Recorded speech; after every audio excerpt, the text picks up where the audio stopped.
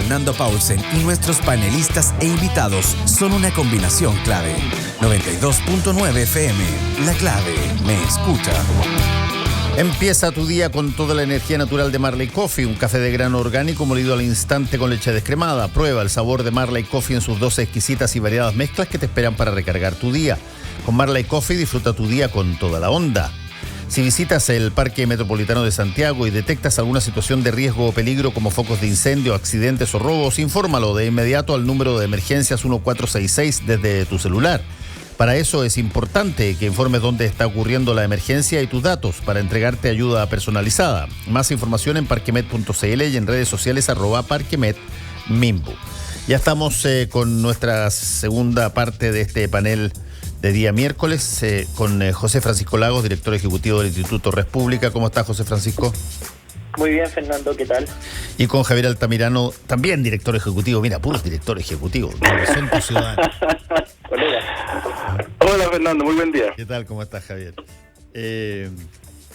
Oye, déjame hacerte una pregunta que de esas típicas preguntas de persona con TOC, así que es obsesiva y que mira en la pauta tu nombre. Está bien que te diga Javier y no Xavier, ¿cómo se dice eso? O Xavier, no sé cómo. Javier está perfecto, no te preocupes. Pero ya, si fuera Xavier o Xavier, ya estoy acostumbrado. Pero sí, Javier funciona perfecto. Ya, verdad.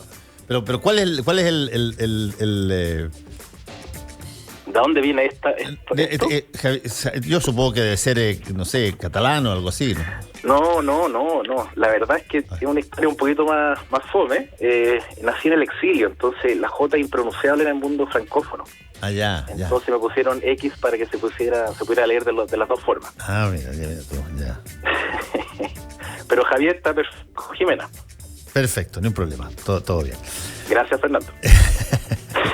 Oye, José Francisco, ¿cómo estás tú? Todo bien. Oye, a mí me pareció entretenida la historia, no era tan poco. No, tiene historia. Está como para escribir, a ese por lo menos está en el primer capítulo de la biografía. Sí, seguro. Sí. A ver, oye, después de esta semana de tremendamente tumultuosa en la Convención Constituyente, empiezan, y vamos a verlo, eso es una cosa que vamos a tener que, y por eso es que yo toqué en el panel anterior lo que plantea el presidente de la República en su tuit, que me pareció bien sorprendente que lo hiciera, y que nadie le dijera, pucha, no es eso lo que se discutió, porque lo que yo creo que debiera tratar de evitarse es que ahora que se va a terminar la fase de los reglamentos en la Convención y se va a entrar a picar de lleno, que es en los temas de fondo, si es que vamos a estar todos los días por un lado o por otro lado señalando que lo que se está diciendo respecto de lo que se votó en la Convención no es correcto, bueno, evidentemente lo que termina pasando es que la gente va a decir, oye, ¿sabés qué? No se entiende nada, no entiendo nada, lo que pasa ahí hay una pura majamama nomás. Y desde ese punto de vista debiera ser extraordinariamente... Ahora, yo entiendo una cosa, aquí yo entiendo que este es un problema que lo debiera resolver la Convención en primer lugar. Es decir, su política de comunicaciones, su política de entregar mensajes sobre su trabajo ha sido muy mala, a mi modo de ver, en términos técnicos, tremendamente deficitaria. Y eso tiene que mejorarse porque si no, cualquier persona que diga una cosa que no es verdad, si es que tiene un número suficiente de personas que eventualmente piensan como él o ella y lo apoyan, bueno, tú puedes crear una situación que para todos los efectos prácticos de fake news. José Francisco. Yo estoy muy de acuerdo con lo que tú dices, que la Convención requiere aclarar las cosas que se están discutiendo y cuál es el sentido, porque, a ver, la reforma constitucional que da pie al proceso constituyente incorpora que la Convención tenga una secretaría técnica para su funcionamiento interno y, por supuesto, para cuestiones más procedimentales. Pero esa misma secretaría técnica podría tener una parte comunicacional o ciudadana en que no estemos filtrados, entre comillas, por el pensamiento o la opinión de los constituyentes, sino que finalmente sea lo más objetivo posible y se dedique a transmitir la información, porque cada cosa que se hace se hace con un sentido, y yo creo que el paraguas general que estamos viendo y hemos visto hace un par de meses o años ya, es la disputa esencial entre lo jurídico y lo político. Y como suelen conversar y ahora están más distanciados y peleando, obviamente eso confunde, porque ya lo jurídico es complejo y lo político a veces no es tan conocido por todos. Y eso evidentemente complejiza comprender no solamente cuáles son las dimensiones de lo que se está discutiendo, sino cuáles son las implicancias prácticas y además cuál es la intención del actuar de los constituyentes de la misma convención en general. Y yo creo que esto le haría bien para aclarar el proceso a la ciudadanía, porque no hay nada peor que los chilenos se desliguen del proceso porque simplemente dejaron de comprender qué cosas están discutiendo en el excongreso. Sí. Javier Altamirano. Sí, mira, yo comparto lo que se ha señalado y comparto sobre todo el tono de advertencia que tú pones, Fernando, para lo que viene. Es decir, hay por un lado un déficit comunicacional clarísimo de parte de la Convención y hay también un aprendizaje que nosotros esperamos que sea rápido de parte del Presidente de la República como primera autoridad elegida, de asumir un rol de apoyo al trabajo de la Convención y no de enredar aún más una cosa que ya es compleja, como decía José Francisco, porque vamos a empezar a hablar de cosas aún más enredosas de las que hemos escuchado hasta el momento.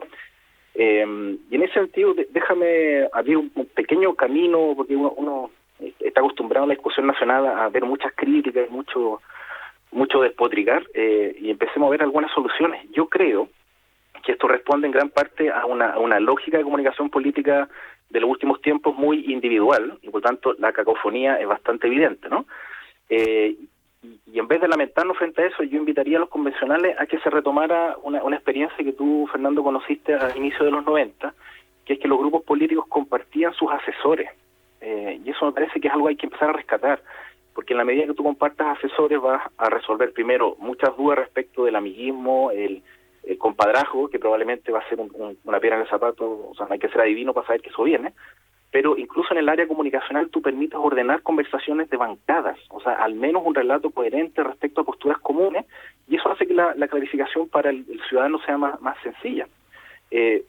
La convención es un gran ejercicio de escuela política, o sea, de verdad es como que vamos a estar viendo en directo una clase de formación cívica, y aquí vamos a aprender un capítulo que es de los más complejos, que es la deliberación, es decir, cómo se argumenta para persuadir a través de la argumentación al adversario político, entre comillas, y cómo se llega a acuerdo. Y esa construcción es muy compleja, es muy interesante para la democracia, y en la medida que todos contribuyamos a que sea legible el debate, es mejor. Sí, ahora, fíjate que en términos técnicos, si tú quieres, no es demasiado lo que se está pidiendo, digamos, en términos de forma. Tú podrías tener, por ejemplo, 2 veces al día un informe de todo aquello que se ha resuelto, ahora que se está entrando en temas de reglamentos y después posteriormente de fondo, todo aquello que se ha resuelto en los votos a favor, los votos en contra, alguna de las posiciones, pero básicamente el título de qué se resolvió. Y eso no es algo tan difícil de hacer, digamos, pero hay que tener cierta consistencia para hacerlo. Porque todos estos equívocos se dan en gran medida porque, tú tienes que ir a preguntarle a alguien de los 155 qué fue lo que pasó. Sí, ¿puedo responder a eso, Dale. José Francisco? No, que me parece, a propósito de soluciones, que lo que tú planteas, Fernando, es totalmente razonable y responde un poco a lo que decía José Francisco, es decir, si hay una secretaría técnica, por tanto, que da garantías a todos los participantes de la convención, ¿por qué no entregamos esa posibilidad de una vocería un poco a la gringa, que portavoz, que no tiene un rol político, sino que simplemente explica lo que ha ocurrido? Sin embargo, una vez más, viendo el vaso medio lleno, yo quiero rescatar públicamente el trabajo que hace la señal convención.tv. Es fantástico que tú puedas ver todas las salas en directo, me parece realmente un lujo, y a veces estamos muy acostumbrados a las cosas buenas que hacemos en Chile, pero yo creo que efectivamente falta algo más, sobre todo, insisto en el punto, porque ahora va a ser aún más enredosa la discusión, porque ahora vamos a empezar a hablar de muchas cosas, y la gente evidentemente se va a perder entre tantas discusiones que además chocan unas con otras. Sí, no, sin duda. Bueno, para eso, en gran medida, José Francisco y Javier, está constituida esta convención. Es para que todas las ideas que tienen que ir potencialmente en una constitución no sean colocadas ahí arbitrariamente, sino que sean fruto de una discusión y de un consenso lo suficientemente alto como para que merezca estar en la Constitución de la República. Y por lo tanto, la esencia del asunto, al fin, en un momento especial, es justamente el diálogo, la comunicación, la deliberación de los constituyentes respecto de materias que son súper sensibles. Y claro, si tú cada materia, cada vez que se discuta, vas a decir que, o se empieza a discutir, vas a decir que se resolvió de una manera que asusta.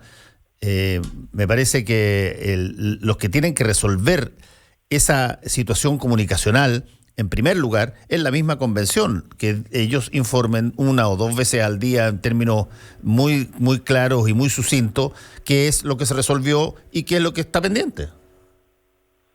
Y además, sobre todo cuando ya existe el espacio, o sea, la convención tiene sus redes sociales oficiales, pero hasta el momento, y ahora me metí a revisar para confirmar lo que había visto antes, es meramente descriptivo. Claro. Como si fuera una noticia, es decir, es lo mismo que aparece en los medios de comunicación, y yo creo que se echa de menos, y con esto puede sonar contraintuitivo porque hoy día está de moda criticar en general a la política, pero en la página del Congreso Nacional y tanto de la Cámara de Diputados como del Senado tienen toda esta información actualizada de las votaciones, es decir, mucho más profunda. La página de la Biblioteca del Congreso lo mismo, mucho más de las que tiene la Convención, porque no se les pide que comuniquen como un medio más, sino que puede ser a través de vocerías, pero también a través de explicaciones respecto a los fundamentos y a las cuestiones que se están discutiendo, porque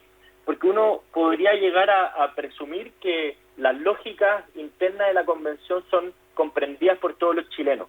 Y eso puede llevar a un ensimismamiento de las prioridades y obviamente generar mayor desconexión con lo que están preocupados los chilenos hoy día. Y yo creo que también eso es reflejo de por qué ha aumentado tanto la desaprobación.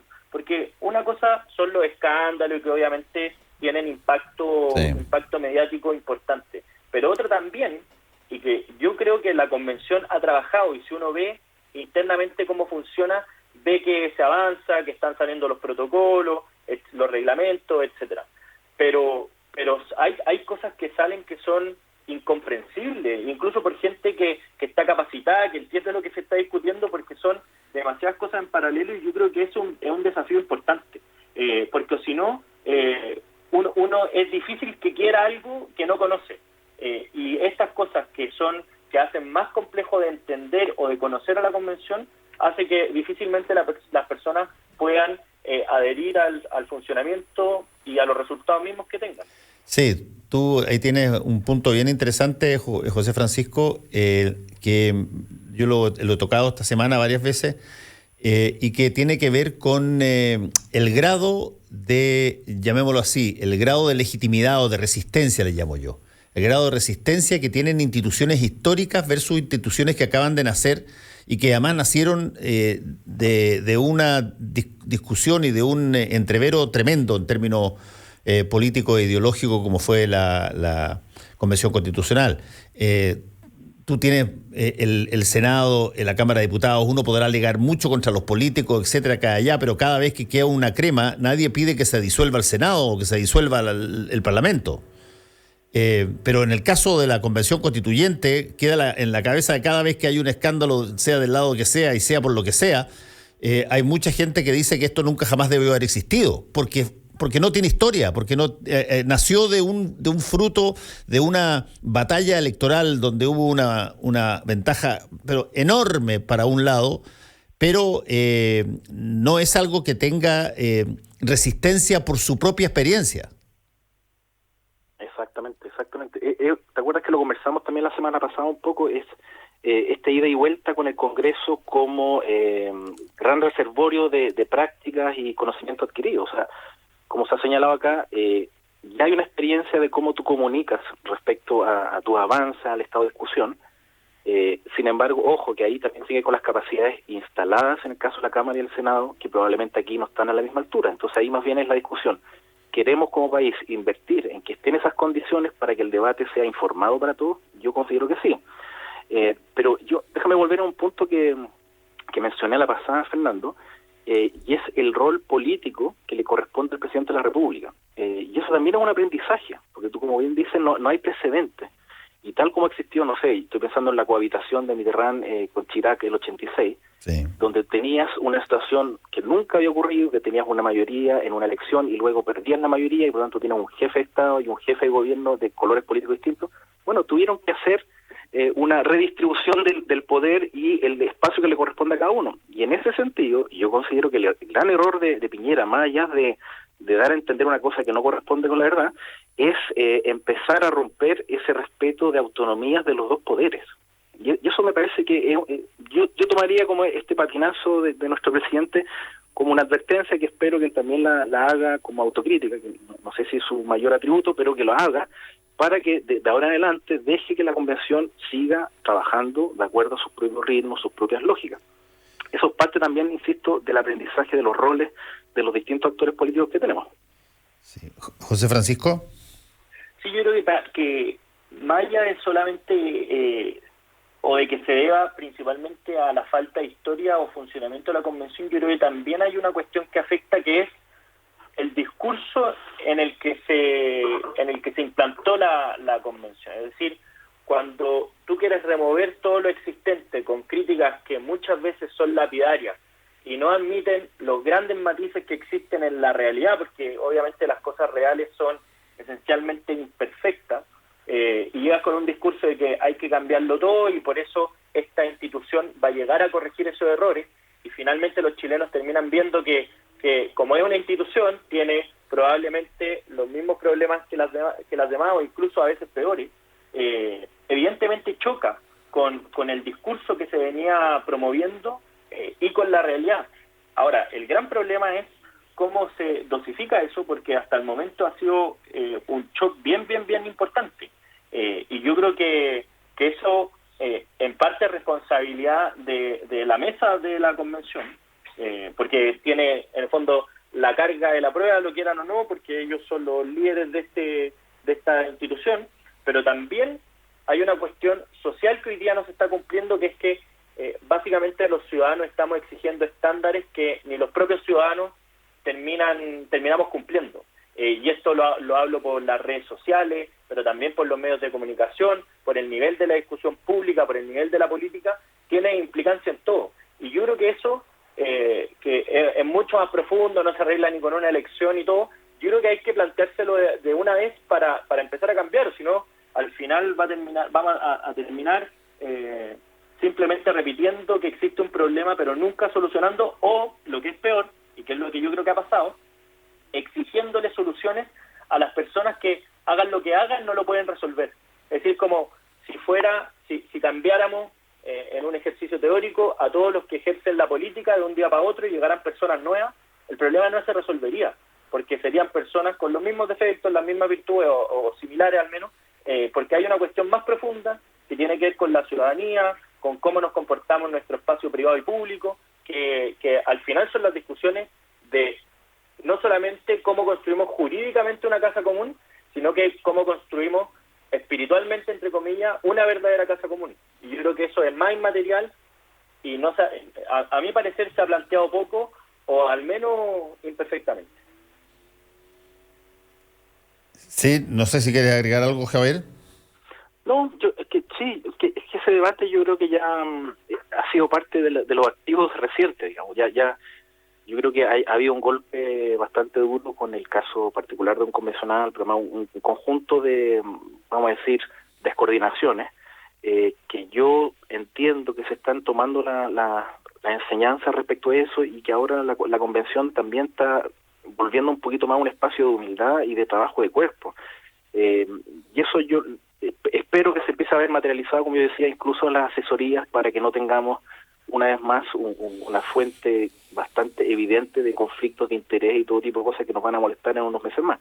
Entonces, volver a lo colectivo, volver a discusiones respecto de visiones de país, yo creo que es lo que viene. Yo me quedo además con que la mejor respuesta a la crisis institucional que tuvo la convención ha sido los avances bastante claros que tuvo el reglamento, y eso sin duda es un espaldarazo en términos de efectividad. O sea, en la medida que la Constitución vaya siendo efectiva y resuelva sus problemas de legitimidad que vayan surgiendo de acuerdo a conflictos, no debería haber mayores problemas. Yo creo que es parte de estos retrocesos y avances típicos de un órgano nuevo. Yo de verdad creo que ese mensaje que señala José Francisco, que yo lo comparto por lo demás, de la pureza, de los impolutos y todo, era evidente que se iba a caer algún día. Entonces yo creo que ya hubo un golpe bastante duro a ese mesianismo, a ese, no sé, a ese último hombre, y más bien ahora se pone manos a la obra un grupo colectivo en base a la complejidad evidente que tiene actualmente la opinión pública. Entonces yo estoy más bien con una lógica de vamos cambiando el tono, y se ha notado en las discusiones de ayer. Ahora, esto, por ejemplo, una vez más va a estar sometido a prueba, este optimismo que yo tengo, cuando se discuta los 2 tercios, que yo espero que va a ser relativamente rápido por la cosa matemática simplemente. Así que, nada, yo tengo la impresión de que estamos entrando en una nueva fase, que se acabó la expectativa inicial, y que ahora simplemente se inicia una fase de trabajo, y por lo tanto hay que hacerlo lo mejor posible.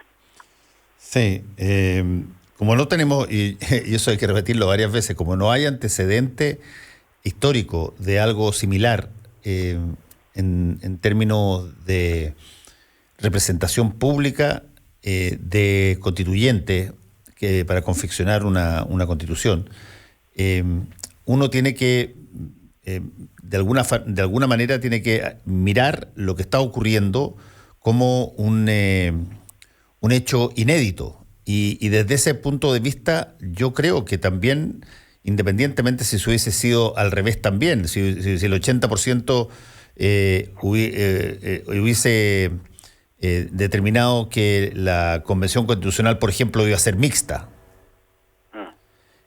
la presencia de los parlamentarios que vienen de esa mitad de la Convención, que hubiese sido parlamentaria, y que tienen una trayectoria y experiencia histórica súper asentada en el país, no estoy tan seguro tampoco que hubiese generado la espina dorsal de una manera muy distinta a lo que se está viendo ahora.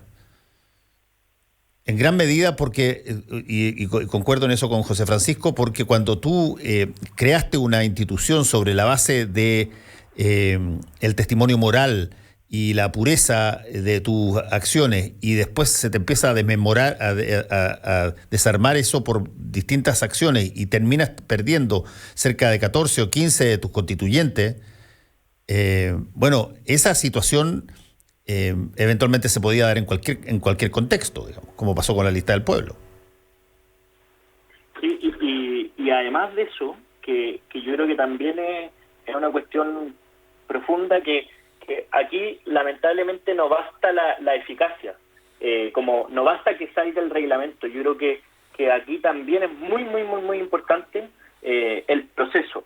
Es decir, uno puede salir el reglamento muy rápido, incluso la constitución final muy rápido, puede ser una buena constitución, un buen reglamento, pero si el proceso sale mal, también es un problema. Y yo creo que una parte importante de cómo afectar el medio en que salen estas cosas es desde el desconocimiento, es de no comunicar bien lo que se está haciendo. Y si es que, por ejemplo, si es que verdaderamente la discusión ayer y la resolución y la decisión que tomó la Convención ayer vulnera o no vulnera la Constitución, a mí me parece que es una aclaración importante que hay que hacer, y que puede ser muy jurídica, pero que tiene ribetes políticos importantes, y que cada uno tenga su interpretación, y que la derecha diga que sí vulnera la Constitución y la izquierda diga que no vulnera la Constitución. Evidentemente es una cuestión que no se comprende, no se entiende, y que tiene consecuencias muy graves, diga lo que diga cualquier grupo político. Y yo creo que en ese sentido el proceso, en ese sentido los constituyentes tienen que ponerle más énfasis en cómo se están haciendo las cosas, en cómo salen las cosas hacia la opinión pública, porque no basta simplemente avanzar, sino que tiene que avanzar de una manera que sea comprensible por todos los ciudadanos. Sí, Interesante lo que tú estás planteando, porque para citar a Deng Xiaoping en su famosa frase de que no importa cuál es el color del gato, lo que importa es que case ratones, de alguna manera la derecha en general, y fue en particular, pero en particularmente no la derecha, sino que fue particularmente la dictadura, la que siempre planteó una cosa similar, diciendo, mira, sí, pueden haber habido algunos errores, pueden haber habido algunos accidentes, pueden haber habido algunas situaciones, como les llamaban en ese momento a las violaciones de derechos humanos, pero lo importante es que el país está en otro trance, se está avanzando y la economía ha mejorado. En el caso de la convención, tú vas a tener siempre, creo yo, las dos variables operando simultáneamente. El resultado de lo que se discuta, la norma, el reglamento, lo que sea, y el proceso de cómo tú llegas a determinadas cosas y la deliberación interna y los dislates de cada cual y las peleas que corresponden acá y allá, y vas a tener las dos cosas. Aquí, al final, el país lo que sabe es que el resultado de esto, sin importar el color del gato, tiene que ser algo que la ciudadanía tenga que pronunciarse con voto obligatorio sobre si quiere o no quiere que se convierta en la nueva Constitución.